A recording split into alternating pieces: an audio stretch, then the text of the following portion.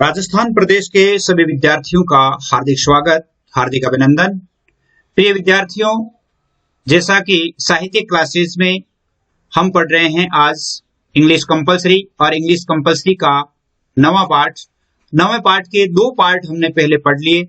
आज हम पढ़ेंगे इसका part 3, a walk through the fire, आग में से होकर चलना। इसका तीसरा पार्ट हम पढ़ेंगे।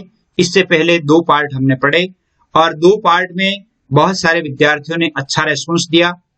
विद्यार्थियों ने सभी प्रश्नों के उत्तर भी भेजे, इसके लिए बहुत बहुत धन्यवाद। और जिन विद्यार्थियों ने प्रश्नों के उत्तर नहीं भेजे, उन सभी से भी मैं यही कहना चाहूंगा कि यदि आप ये चाहते हैं कि हमारी अंग्रेजी अच्छी हो, हम अंग्रेजी में अच्छी तरह से लिख पाए, अंग्रेजी हमारे समझ में आए, तो आपको प्रैक्टिस करनी पड़ेगी। हाँ, ये हो सकता है पहली दफा यदि आप कोई काम करेंगे तो उसमें गलतियां होती है, मिस्टेक्स होती है। मिस्टेक्स को सुधारने के लिए ही मैंने आपसे ये करवाया है कि आप उत्तर लिख करके भेजें और मुझे पता चले कि आप कहां गलतियां कर रहे हैं। तो आपको पहली बात तो यह है कि आंसर भेजने चाहिए। दूसरी बात, वीडियो में जो भी बताया जाता है उसे पूरा देखें। पूरा देखने के पश्चात, यानी जब आप कंप्लीटली किसी पार्ट को देखेंगे तो आप अच्छी तरह से उस पार्ट को, उस प्रश्नों को और उसमें जो भी बताया गया उनका अच्छी तरह से उन्हें आप हल कर पाएंगे। एक पार्ट में जब लगभग 30 क्वेश्चन हल करवाए जाते हैं तो 30 क्वेश्चन हल करवाने का अर्थ क्या है कि पार्ट पूरा क्लियर है। और पार्ट को जहां तक हो सकता है मैंने आपको बहुत ही सरलतम शैली में बताने का प्रयास भी किया है। ये भी नहीं है कि मैं डायरेक्ट इंग्लिश टू इंग्लिश आपको बता रहा हूं।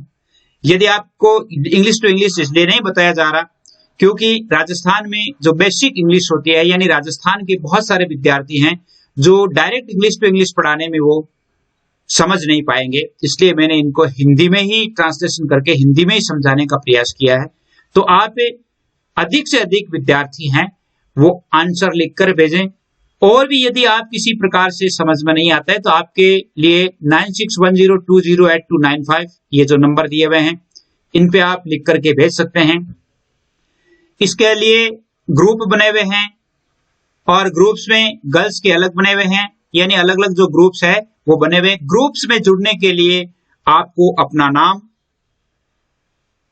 स्कूल का नाम विद डिस्ट्रिक्ट नाम, डिस्ट्रिक्ट सहित अपना नाम लिखना है और सब्जेक्ट्स लिखने हैं। यानी सब्जेक्ट्स बहुत सारे विद्यार्थी लिख देते हैं कि मेरे आर्ट्स है। अब आर्ट्स में बहुत सारे विषय होते हैं, तो आर्ट्स में भी आप क्या पढ़ना चाहते हैं। जैसे अपने यहाँ पर हिंदी कंपलसरी पढ़ाया जाता है, हिंदी कंपलसरी पढ़ाया जाता है, हिंदी लिटरेचर पढ़ाया जाता है, इसके अलावा पॉलिटिकल साइंस पढ़ाई जाती है और इसके अलावा चौथा विषय जो है वो है इंग्लिश पढ़ाई जाती है, यानी 10th 12th और अब 11th भी शुरू करेंगे। तो ये पढ़ाई जाती है, तो आप इनसे संबंधित लिखें कि मेरे ये विषय हैं। और हिस्ट्री जो है वो अब शुरू की जा सकती है, केवल 12th की हिस्ट्री, तो केवल 12th की ही शुरू की जा सके क्योंकि बहुत सारे विषय हो गए हैं। तो आप विद्यार्थियों से मैं यही कहना चाहूंगा कि आप ज्यादा से ज्यादा उत्तर लिख करके भी भेजें, पार्ट को अच्छी तरह से समझे। तो आइए हम देखते हैं पार्ट 3 में क्या है। देखिए, उस दिन अपन ने क्या पढ़ा था। उस दिन अपन ने यह पढ़ा था कि जब वो सूबेदार या एक सैन्य व्यक्ति या नरेटर वर्णन करता, ये बताता है कि जो व्यक्ति वहां पर, एक व्यक्ति यानी राव साहब जो थे, राव साहब तो इधर मतलब बहुत बड़े ट्रक को अपने ऊपर से गुजार करके और उस मशक्कत में उलझे हुए थे। तो एक व्यक्ति इधर जो था वो एक आग से भरी हुई खाई, अर्थात अंगारों से भरी हुई खाई में की तरफ वो अपनी प्रयास कर रहा था, अपनी तैयारी कर रहा था। और हमने देखा कि कुछ समय बाद वह व्यक्ति आग में से होकर चला और दूर एक बार गया और दूसरी बार और पुणे गया। और जब हमने देखा कि उसके पैरों पर कोई फफोला तक नहीं था, आगे वो क्या कहता है कि जब मैं उसके पास उससे मिलने के लिए गया तो उन्होंने मुझे मेरे हाथ में रुमाल दे दिया, तो मैं समझ गया कि यह बूढ़ा व्यक्ति वही था जिस दिन जो हमलावरों के द्वारा, आतंकियों के द्वारा, यानी उन कातिलों के द्वारा उसे पीटा जा रहा था, वही व्यक्ति था। आगे क्या होता है कि आगे वो घोषणा करता है कि मेरे साथ एक वॉलंटियर होगा, यानी स्वयं सेवक, यानी जो स्वेच्छा से आएगा और आकर के मेरे साथ इस खाई को पार करेगा। ये पार करने का सुनते ही लेखक ये कहता है कि मेरे मन में बहुत अधिक डर व्याप्त हो गया, मैं डरने लग गया, लेकिन हिम्मत जुटा करके वो पास में जाता है। अब क्या होता है देखिए, लेखक क्या कहता है, I walked over the fire walker, मैं आग में से होकर चलने वाले के पास गया, stood in front of him, उसके सामने खड़ा हो गया, ही placed his hands upon my shoulders, he placed his hands upon my shoulders, उन्होंने अपने हाथ मेरे कंधे पर रखे, एंड सेड, और कहा, वेरी क्वाइटली, बहुत धीरे से, so that none but myself could hear, ताकि मेरे सिवा कोई दूसरा नहीं सुने। इतने धीरे से फुसफुसाहट के साथ उन्होंने कहा, क्या कहा, when you put aside your boots, जब आप अपने बूट उतारते हैं Sahib, put aside your fear, उसी समय अपने भय को भी त्याग दीजिए, the fire will not harm you, यह आग आपको नुकसान नहीं पहुंचाएगी। ये बात उन्होंने धीरे से कही। किसने कही? उस फायर वॉकर ने।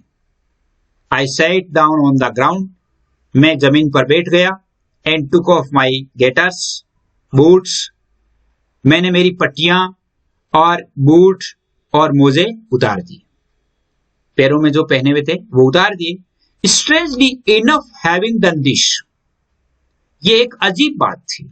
आई नो लॉन्गर फेल्ट अफ्रेड, फिर भी मुझे डर नहीं लग रहा था, ओनली इंटेंस क्यूरियस, बल्कि मेरे मन में एक उत्सुकता और जिज्ञासा थी।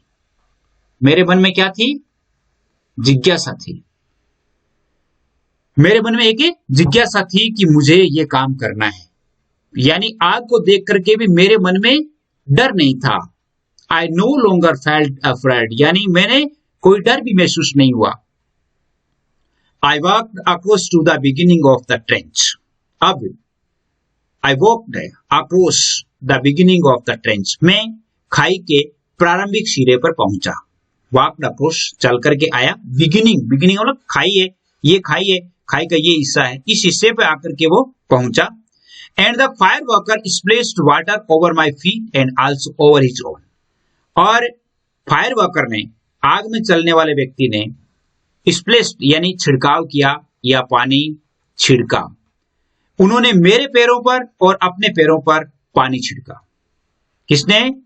फायर वॉकर ने।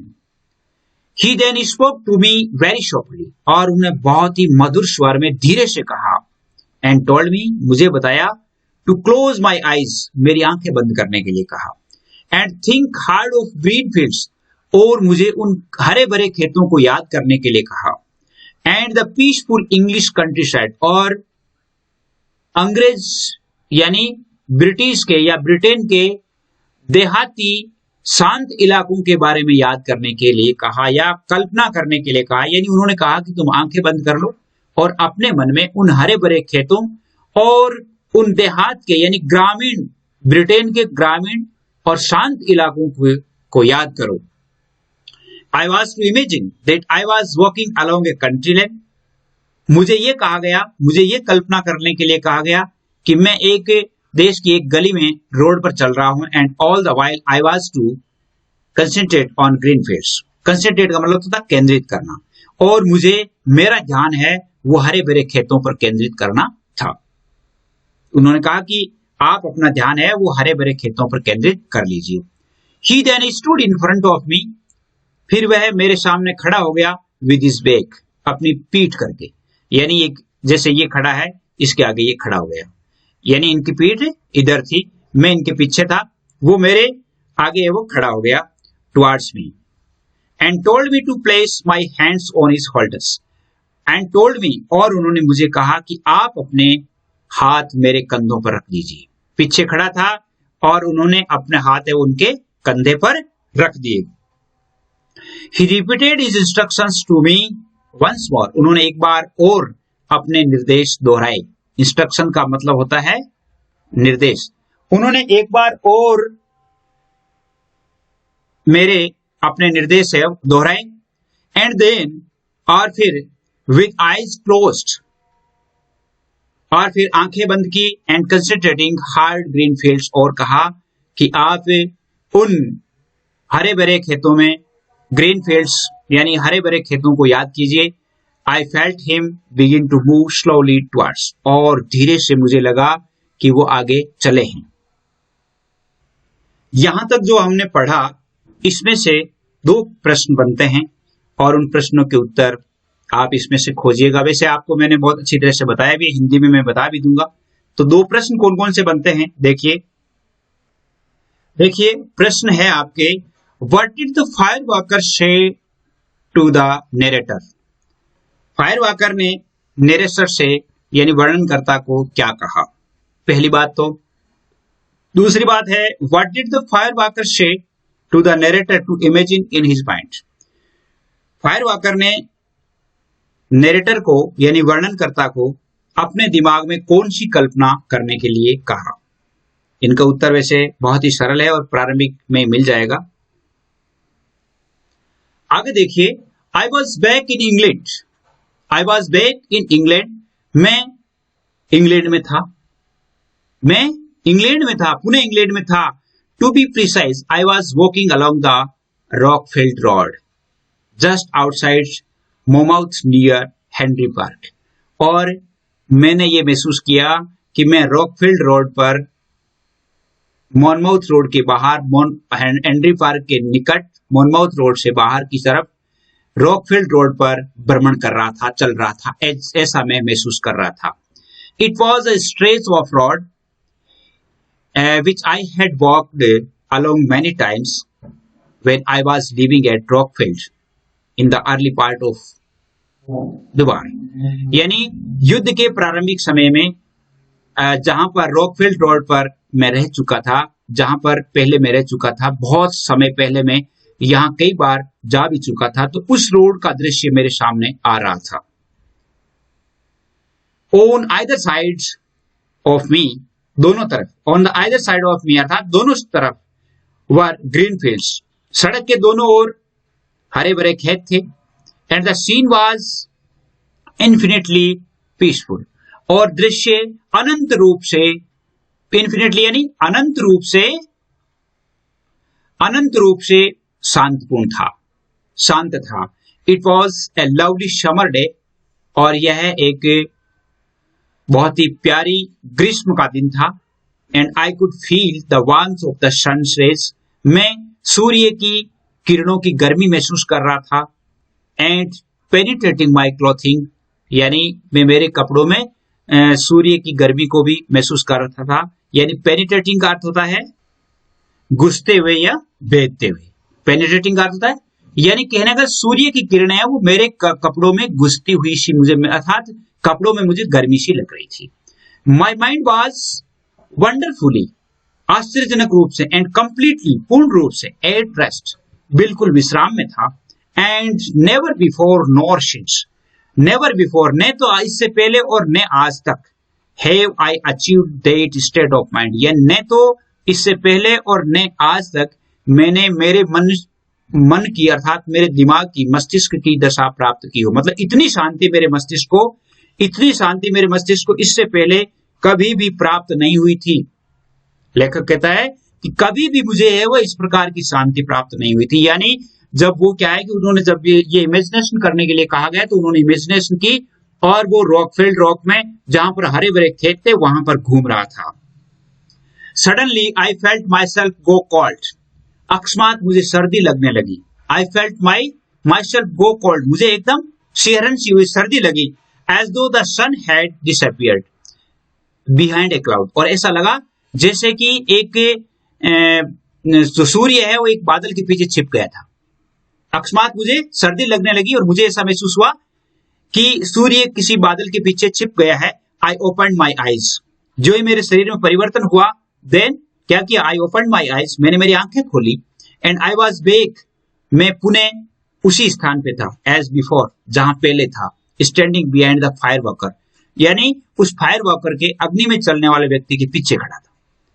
जब उन्होंने आंखें खोली तो उसी स्थान पर वो खड़ा था, इस स्थान पर वो खड़ा था, इस स्थान पर, यानी वहीं वो खड़ा था, और with my hands still resting upon his shoulders, अब भी मेरे हाथ उसके कंधों पर थे। ही टर्न्ड अराउंड, वह मुड़ा, एंड फेस्ड मी, मेरे ओर देखा, मेरे चेहरे को देखा, and it was then that realised that I was now standing with my back to the fire trench. तब मुझे महसूस हुआ कि मैं वापस उस फायर ट्रेंच के पास में, यानी पीछे खड़ा हूं। मेरे पीछे है वो फायर ट्रेंच है, और मैं फायर ट्रेंच के, यानी ये फायर ट्रेंच है, पहले वो यहां खड़े थे, जैसे यहां ये था, यहां ये था, अब ये क्या है कि ये स्वयं यहां था और वो यहां था, यानी ऐसा लग रहा था कि फायर ट्रेंच है वो मेरे पीछे रह गई है। We had walked the length of it, हमने इसकी लंबाई को पार कर लिया था, and back again to our starting point, और हम वापस स्टार्टिंग पॉइंट पर आ गए थे, शुरुआती जगह पर आकर के खड़े हो गए थे। मतलब कितना महसूस हुआ, उसे ये लग रहा था कि अब हम उसी जगह पर खड़े हैं जहां पर पहले थे। आई नेवर सा द फायर वॉकर अगेन, मैंने उस फायर वॉकर को पुनः कभी नहीं देखा। नेवर सा, मैंने फायर वॉकर को पुनः कभी नहीं देखा। आई वॉज कंप्लीटली बेविल्डर्ड, बेविल्डर्ड का अर्थ होता है भ्रमित, मैं पूर्णतः भ्रमित हो गया था। बाय व्हाट हैड हैपेंड, कि क्या होगा, व्हाट हैपेंड, क्या घटित हो, हम कहते हैं ना, अरे क्या हो गया, तो अंग्रेजी में क्या कहेंगे, व्हाट हैपेंड, क्या हो गया था, मैं ये भ्रमित हो गया था, मेरे समझ में नहीं आया।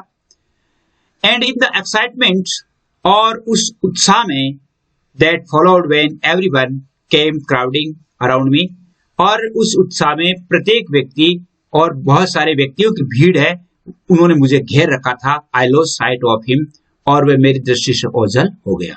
यानी जो ही मैं आग से बाहर निकला तो बहुत सारे लोगों ने मेरे चारों ओर मुझे घेर चुके थे, और वह व्यक्ति, I lost site of him, और मेरी दृष्टि से वो ओझल हो गया।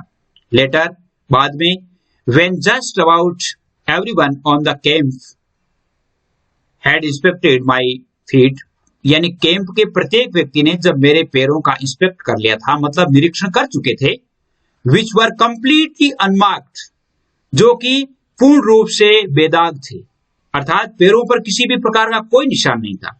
And I was once again allowed to put my boots on, और मुझे मेरे बूट वापस पहनने के लिए आज्ञा भी दे दी गई थी। I went looking for him, मैं उसकी तलाश करने के लिए गया। लुक फॉर का अर्थ होता है तलाश करना, मैं उसकी तलाश करने के लिए गया, बट ही हैड डिसअपियर्ड, लेकिन वह गायब हो चुका था। डिसअपियर्ड यानी गायब, गायब हो चुका था। आई टेकल्ड द प्रोफेसर, मैंने प्रोफेसर से बात की, अबाउट हिम, उसके बारे में, but he could not or would not tell me anything, उन्होंने मुझे कुछ नहीं बताया, या वो मुझे बताना नहीं चाहता था, या मुझे वो बताना नहीं चाहता था। देखिए, दो प्रश्न और हैं। देखिए, आपके प्रश्न है, how did the narrator feel walking over the fire trench, fire trench पर चलते हुए वर्णनकर्ता ने कैसा महसूस किया, कैसा महसूस किया था। हिंदी में आपको बता देता हूं कि वह ये महसूस कर रहा था कि मैं रॉकफील्ड रोड के ऊपर चल रहा हूं, जिसके दोनों तरफ हरे भरे खेत थे, और वहां पर मैं कई बार पहले घूम चुका था। Had the narrator visited the Rockfield Road before this event, क्या इस घटना से पहले वर्णनकर्ता रॉकफील्ड रोड का भ्रमण कर चुका था, इसके बारे में आपको बताना है। अब पार्ट, अंतिम जो थोड़ा सा पार्ट रहा है वो देखिए। The writer writes that, writer लिखता है, the following day as soon as it was light, अगले दिन जो ही सूर्योदय हुआ, आई बोरोड ए ट्रक, मैंने ट्रक लिया, and went across to the Firozguda to see, मैं फिरोजगुड़ा में उससे मिलने के लिए निकल पड़ा। If I could find him, कि कहीं वो मुझे मिल जाए, but it was a hopeless task, लेकिन यह एक निराशाजनक कार्य रहा, लेकिन यह एक निराशाजनक कार्य रहा, मेरे लिए निराशा रही। And a few hours later, कुछ घंटे बाद, I was on my way to new Delhi, कुछ थोड़े से घंटों के बाद मुझे नई दिल्ली मेरे नए पदस्थापन स्थान पर जाना था। तो मैं वापस वहां से, यह कहने का अर्थ यह है कि वह बूढ़ा व्यक्ति उससे नहीं मिला। तो इसका एक प्रश्न और बनता है, अंतिम प्रश्न है आपके, why did the narrator go to Firozpura next day? अगले दिन वर्णनकर्ता फिरोजपुरा क्यों गया? वर्णनकर्ता उस बूढ़े व्यक्ति से या फायर वाकर से मिलने के लिए या उसकी तलाश करने के लिए वो गया था। इसे आपको अंग्रेजी में लिखना है। जरूर आप लिख करके भेजेंगे ताकि आपके प्रश्नों की और आपकी जो हैबिट है वो भी अच्छी हो जाए। उम्मीद करता हूं आपके लिए पाठ समझ में आया होगा। यानी इंग्लिश के अपन 9 पाठ पढ़ चुके हैं और अगला अब 10वां पाठ, और फिर हम पोएम्स पढ़ेंगे। उसके बाद पोएम्स पढ़ेंगे। अपने पास लगभग काफी विद्यार्थी हो गए हैं और 5000 विद्यार्थी होते ही उम्मीद करता हूं कि हम एक लाइव कक्षाओं का आयोजन भी करेंगे। लाइव कक्षा में आप अपनी समस्या का समाधान वहीं पर कर सकेंगे और लाइव एक क्लास की तरह आप पढ़ पाएंगे। तो तब तक के लिए जय हिंद, जय भारत।